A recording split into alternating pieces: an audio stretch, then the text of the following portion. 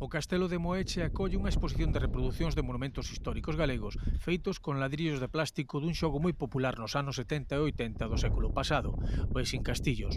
A peza máis grande da exposición e unha das máis recoñecibles, a fachada da Catedral de Santiago, necesitou 30.000 pezas e o seu autor dedicoulle un ano de traballo.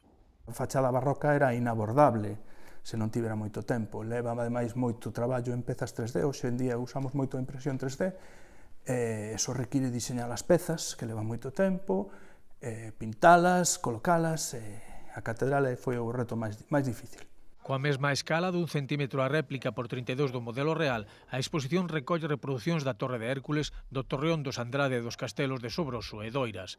Tamén outras pezas realizadas por outros membros da Asociación de Construtores de réplicas con este tipo de pezas. Non é todo construir. Aquí a fase, como son réplicas reais, a fase de documentación levache moito tempo. Tes que estar buceando nas bibliotecas ou nos museos ou buscar planos, e despois tes que ir moitas veces ao sitio, facer fotografías dos detalles que non hai. Fran traballa xa na réplica do Castelo de Moeche e gustaríalle afrontar a doutros edificios históricos, como as catedrais de Lugo e Ourense.